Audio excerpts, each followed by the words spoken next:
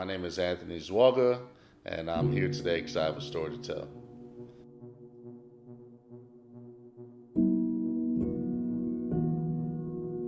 I spent about 12 years in college, and every year ACEs came up. ACEs stands for Adverse Childhood Experiences.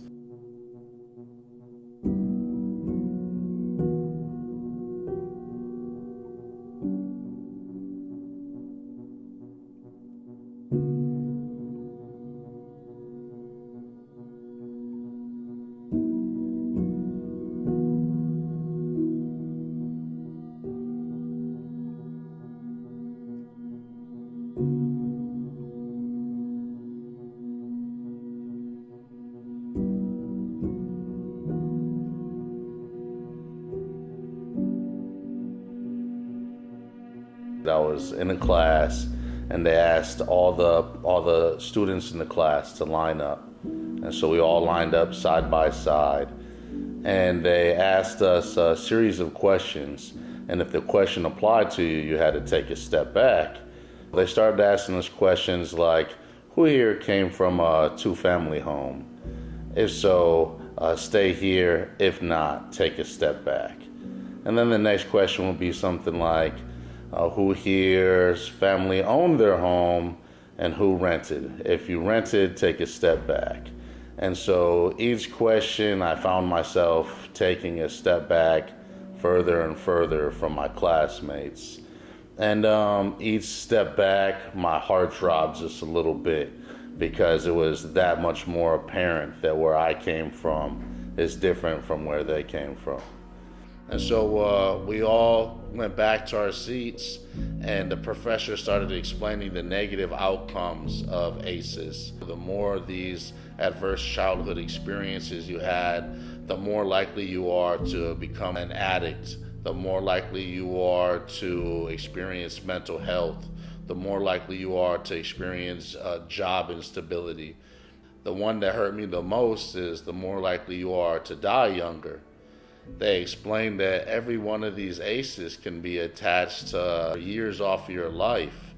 And that really hurt me because I'm thinking, I've already had to work so hard to overcome so much. And here I am being told that my life is going to be shorter and potentially worse than my peers. And I felt like that wasn't encapsulating the whole story. I was born with a lot of odds against me. I was born to teenage parents. They were both 16 when they had me, and not long after my conception, my father from Mexico was arrested and deported. All of a sudden, she had this pressure to become a parent and to raise a child on her own. She wasn't quite ready to be a parent as what teenager is when they have a kid, so which meant I spent most of the time by myself. I never even knew what neglect was growing up. I just thought that was the circumstance of growing up in poverty. With that, I grew up amongst a lot of crime. I grew up seeing a lot of things that normal kids don't see. My mom, she has a history of drugs and alcohol. She has some mental health issues. So unfortunately, I had to see her take her journey as a young mother. But again, that was just normal for my life. Actually, I had a scholarship to play football for University of Wisconsin-Madison to be a Badger. And instead, I had a kid at 17.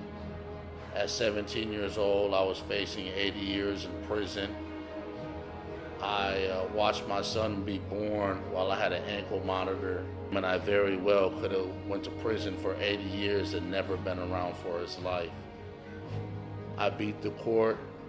I won my case, and I used that as motivation to never put myself in a situation where I'm going back to prison again.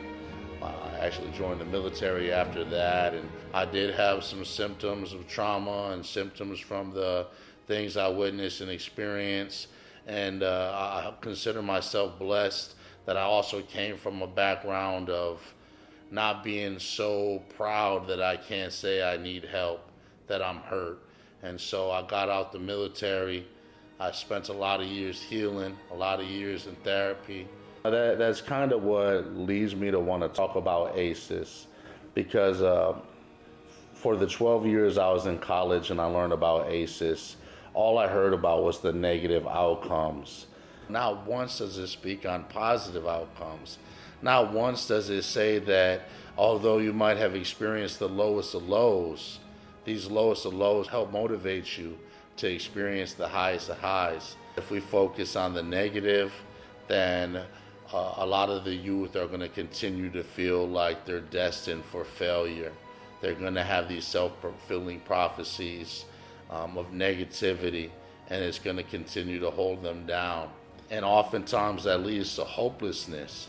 It's like, why try hard? Why sacrifice so much? Why give so much of myself when I'm already doomed from the start? It's easy when you're hopeless to go to drugs. It's when you're hopeless and you feel like the odds are against you, it's easy to start feeling depressed and to start acting out. And I've seen so much of that in my community. It's hard to fight for your life and make it mean something when you've truly accepted that your life doesn't mean anything.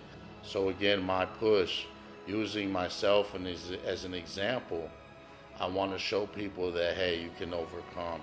I was asked what story I have to tell, and the story I have to tell is that just because you have the odds against you, just because you might have grown up with ACEs, doesn't necessarily mean that that you're going to experience all these negative outcomes.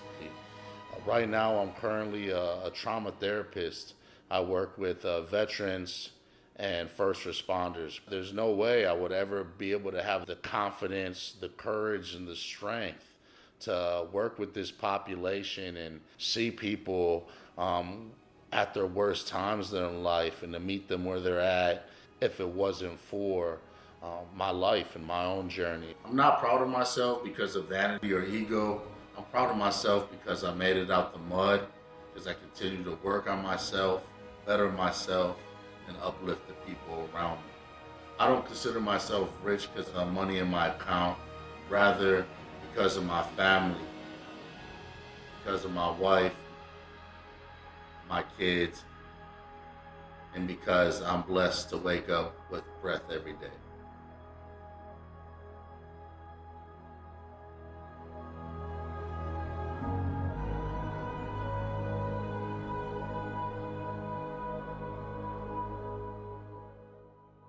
Why is that?